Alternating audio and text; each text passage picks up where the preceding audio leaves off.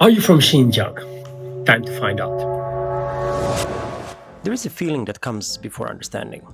You land somewhere where you've never been before, yet something inside of you recognizes it. It is not just familiarity, it feels like it is something deeper, something older.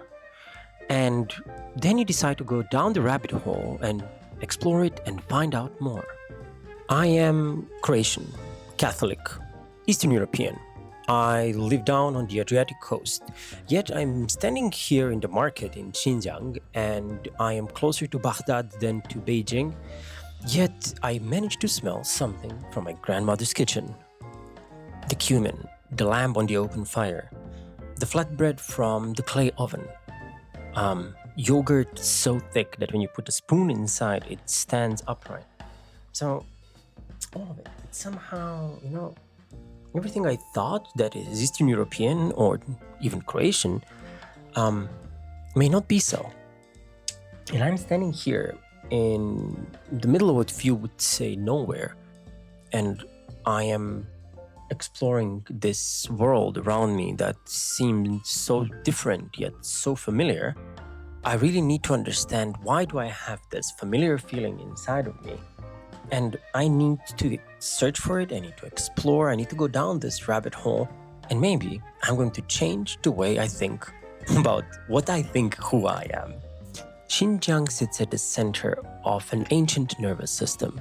For 2,000 years, the Silk Road has carried not only spices, but also languages, religion, and goods across the largest landmass on Earth. And that has left a trace. Every culture that has touched this road has not been left unchanged, and the change could be felt at the far reaches of this road as well. My home Croatia is at the far western end of this road, and my grandmother's kitchens are also there. You know, when you hear about a Silk Road, it is usually described through a story of goods and trade. But I believe that it carried with it something harder to describe, maybe harder to explain, yet definitely far harder to erase. There has been culture, there has been habits, there has been tastes and food, little bits and pieces of all of these cultures that this road has traversed, left an unmistakable mark across this whole area. And this does not only include my grandmother's kitchen, but some of the tastes that I've lived with my whole life. I walked into this museum and I had a feeling that this is one of the most underrated places that we've visited during the whole visit into Xinjiang. And what is inside is not just the history of the region, it is the history of all of the peoples that have touched or come in touch with this region. And it feels like it's been most of the planet. I mean, look at this. This looks like a mosque, yet is a Buddhist temple. And then there is crosses from Catholicism, which don't belong to the Catholic Church, but they're attached to it. And then, there is these seeds that have been planted, the seeds of culture that have been planted across the Central Asian plain by this cross-pollination of cultures and travel and traversal, that building something entirely new.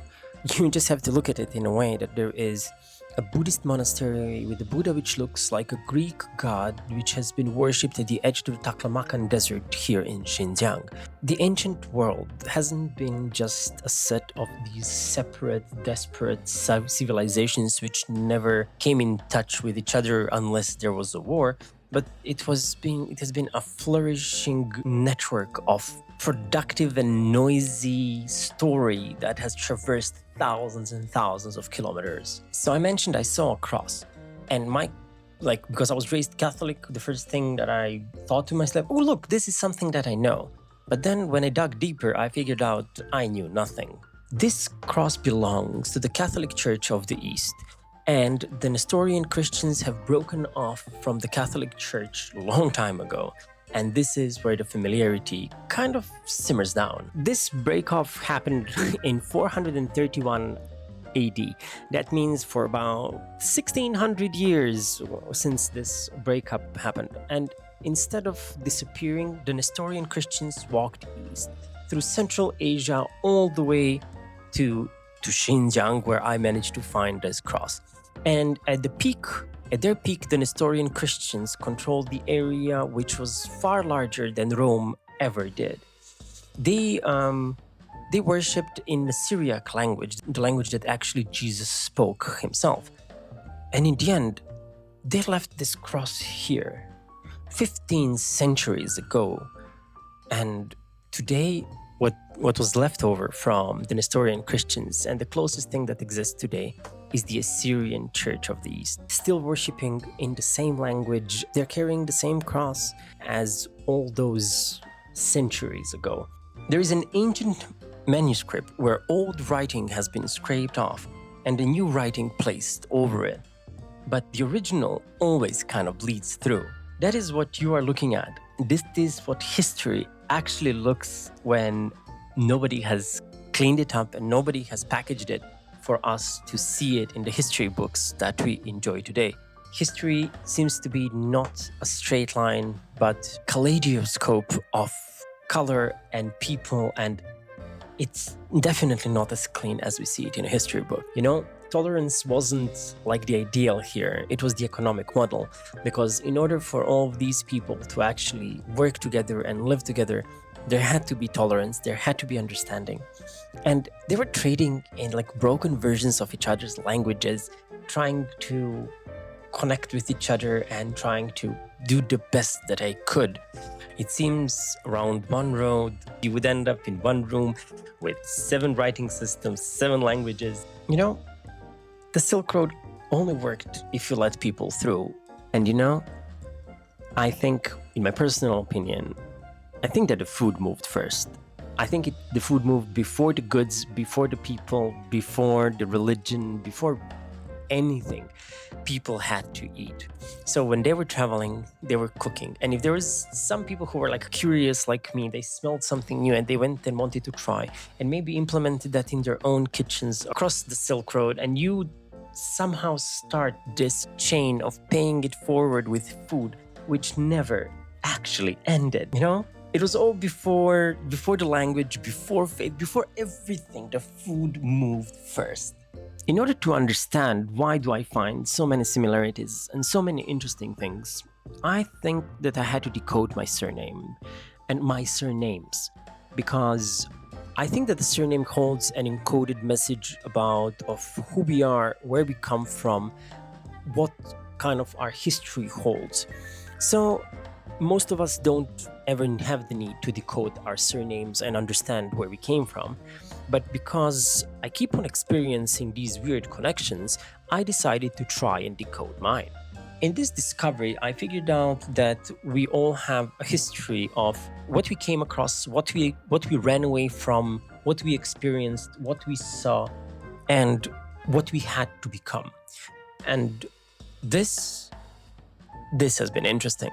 On my father's side, my surname is Stokic, and they are located around the area of Senj.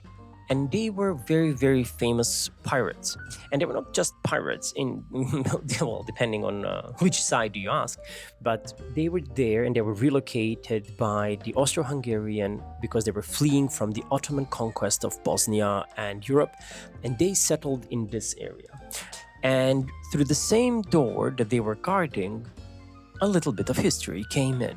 And here came in the cumin, the lamb, the coffee, and the smells and tastes of my grandmother's bread. So my grandmother's surname is Babic, and it has root in Baba or Baba. And one part is that it is in Slavic where it means grandmother, and the other part is from Turkish and Persian where it means father. And they both kind of interconnect in the same name, carrying 2 distinct traces of the worlds very much far apart. And curiously enough, this surname exists on the coast where these 2 worlds collided for many centuries. So my maternal grandmother, her surname was Bošnjak, and her father, Mate Bošnjak, came from Žumberak. It's the little hills between Slovenia and Croatia. And in 1530, the Habsburg Archduke Ferdinand decided to exchange and offer the people who fled Ottoman Bosnia to come to that area and settle in exchange for defending a country. So now we have a second layer of Uskoks just in a different part of the country. In this case, the surname Bosniak literally means the Bosnian one. And because people at that time did not have specific surnames, when they were coming and in order to be registered, they were giving the names based on where they came from. And in this case, I guess he did come from Bosnia, and he was one part of these thousands of Christian Orthodox refugees from Bosnia who came over there and settled on those hills.